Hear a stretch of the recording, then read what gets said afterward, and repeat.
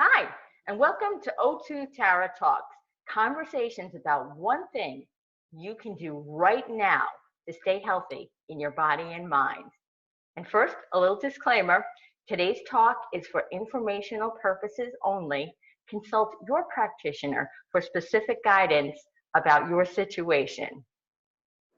Normally, we have somebody that I'm talking to, but today the tables are turned. And I'm going to be talking with Cindy Lynn. Hi, Cindy. Hi, Tara. And she's going to be asking me some questions. All right, Cindy, I'm going to turn it over to you. Tara, this is really kind of a fun opportunity, and I'm honored to be able to do this. And I'm going to ask you the difficult question that you ask everyone. In one sentence, what is it that you do to help people? I help people fix unhealthy breathing habits so that they can sleep better and live better. So breathing comes, we all assume, very, very naturally. But I've known from spending time with you and learning so much from you that that's not necessarily the case. So what is the one thing today that you really want people to focus on? The one thing that people can do right now is to breathe through their noses. Now that may sound so obvious,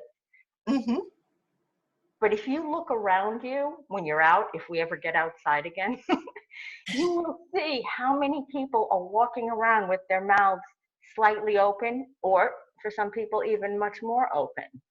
And so we do have a real almost epidemic of people that mouth breathe, and it's a problem. So as long as you're getting oxygen, I would think that that would take care of the needs. And that's what I believe for a very long time.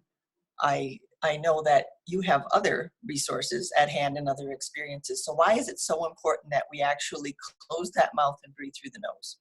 Yeah, well, the reason it's so important is because taking air in through the nose is the way our body was designed to take in air. Our mouths are really only like a secondary emergency kind of thing. It's almost like if you think about a car, you know how if you get a flat tire, you have that little donut in there. It can help you in the short term. But if you look in your user's manual, it will say, do not drive on this for any extended time, because it really is not a substitute. So our noses are the same thing. They are beautifully designed to do the job that they're intended to do. Take in air. What do? They warm the air. If you breathe in through your nose, it warms the air. It moisturizes the air. It filters the air. And then it does a whole bunch of other things, including making nitric oxide, which we know is something that kills different microbes. There's even, I just read something yesterday that said the FDA has kind of fast-tracked the approval of this machine that is a nitric oxide treatment for people with the coronavirus disease, COVID-19. So we know that nitric oxide really helps. And if we want nitric oxide, we can get it for free. Just make sure we're breathing in through our noses. So it sounds so simple when you say it. And maybe for some people, it's just a matter of remembering to do it. But there are some difficulties, some roadblocks. What do you typically hear from your clients?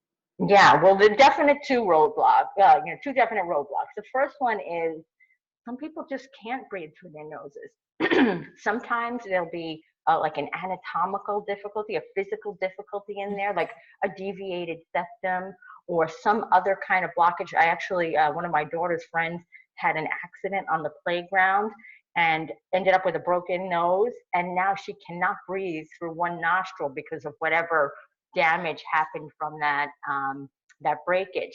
So sometimes, and then also you can just have blockage because you're so congested. Think about when you have a head cold and you can't breathe through your nose because of all that congestion. Some people have that congestion all the time, like me. I didn't know for years and years and years. I was so congested and I was breathing through my mouth. I never even thought about it though, because it was just my norm. And then it was only when I was able to clear that away, make changes and clear out my nose that I realized, oh my gosh, I hadn't been using my nose. So that's one really big problem, that you just can't get the air through physically. Mhm. But another one is that there are all kinds of behaviors that we do that make us stop breathing through our noses and start breathing through our mouths. In fact, I'm doing one of those behaviors right now, talking, Talking. right?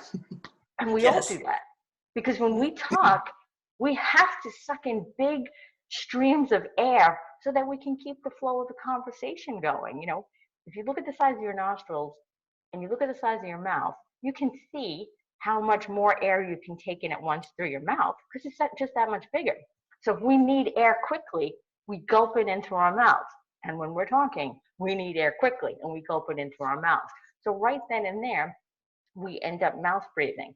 And that's a problem because it dries out everything inside. It also disrupts all of the balance of the gases in the blood, which then leads to inflammation. So it really has these long-term effects. So those are, but to back up to your original question, those are the two roadblocks.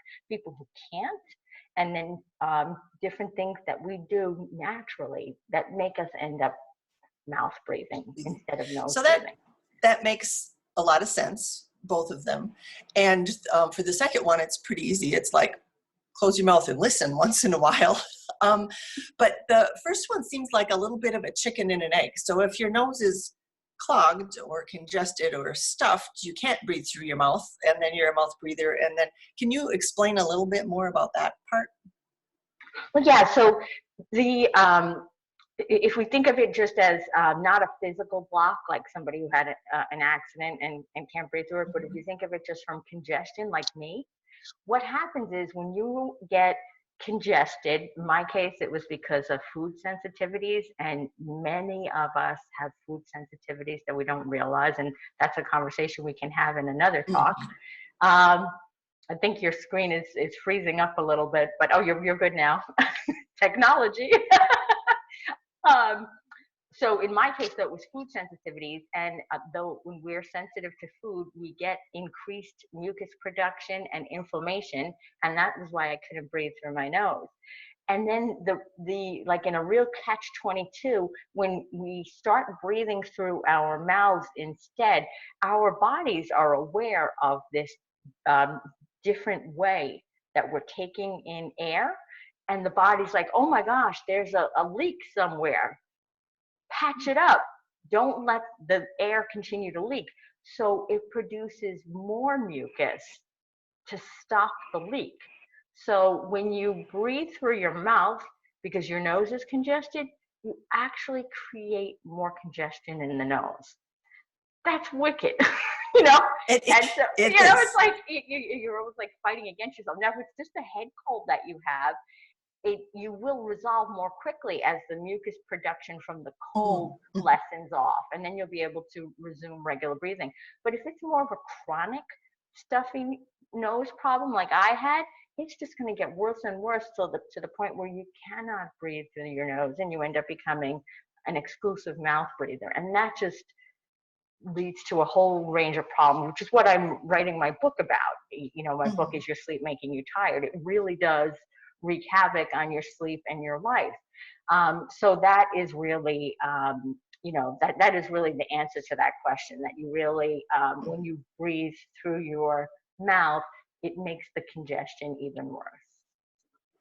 But I happen to know from working with you that you actually have a way to break that cycle. Yeah, definitely. And that's probably the most exciting part about the information that you're giving today, is that rather than feeling kind of hopelessly stuck in this catch-22 or this kind of chicken and egg, which came first, is that there is a way to correct that. Right. And so there is this exercise, which I did religiously when I was trying to get out of the chronic sinus infection cycle. There's an exercise that you can do to clear the congestion in your nose. Because a lot of times it's not even actual mucus. When you get that far along, it's not even actual mucus. It's the membranes themselves. Like, you ever blow your nose and nothing comes out? is because you're not really dealing with, you know, a tremendous amount of mucus at that point. It's just that the tissues themselves are so inflamed that the passageways are not open. So this exercise that you're referring to, it's called, you know, the nose unblocking exercise. Well, you know, pretty Very specific. clever. Call it what it is. And that does allow you to reduce the inflammation in the tissues. Now, we don't exactly know why it works. The assumption is that it's something to do with the rebalancing of the gases, but there's been no formal study of it because no pharmaceutical company is interested in funding a study that allows people to heal themselves without a medication. There's no money in it for them. So, you know, so it's never been studied at a cellular level or anything to see why it works, but it's been used for years and years and years. And like I said, I've used it myself and it really is amazing. I have the 2 videos for it on my website that you can see, you know, and again, it's nose unblocking exercise. And it's amazing. If you have a head cold, it's great because you do it before you get to sleep, before you go to sleep, and it'll open it up. If you're dealing with more of a chronic congestion, it's a rescue remedy, but you really do need to do other things to really address whatever is causing that chronic inflammation. For me, I know, like I said, it was food sensitivities. So by really working through all of that, I was able to get to the point of being able to breathe easily through my nose, which is essential. And if there are already people that do have chronic sinus infections or just know that they can't breathe with ease through their noses, I have a little ebook that I created that is really my 3-step program that I use myself from working with a bunch of different specialists and sort of put it together in a way that helps me. And that's available on my website if anybody really needs help with that. Because it really, the bottom line is, especially now where we have, you know, the coronavirus disease going around and also just flu in general that we get every year, getting back to easy, consistent nose breathing is our top health goal. And people will say, why? Like, why would you say that's number one? Food is so important, all those, right? But let's just look at the order of needs, right? If you think about the basic needs that our bodies have, we definitely need food. But you really could go, you know, weeks if you needed to, right? There have been people that have gone on hunger strikes and lasted months. So we need it, but we have some time before we have to eat, right? A longer window, yeah. Yeah. And then what about water? Water is essential, right? And you and I have talked about that on this very same One Thing You Can Do Right Now series, right? Water is essential. But even that, you can go for days if you needed to before you completely dehydrate. But what about air? Air, you have mere minutes. I mean, that's why we end up with so many drownings and everything, because it is our most basic physical need. And so if we are doing it in a way that is not optimal for our bodies, the whole body is going to be affected by that. And that's why the number one thing that I say we can do right now is breathe in the way that our bodies are designed to breathe, and that's through the nose. Fabulous. Well, thank you so much for sharing all that information. I'm excited for your book to come out. Your ebook is fabulous. I really enjoyed that. And a number of free resources that you provide on your website is great. So thank you so much for sharing this with us and for letting me be the interviewer today. Thank you. I appreciate your help, Susie. Have a good day. Thanks.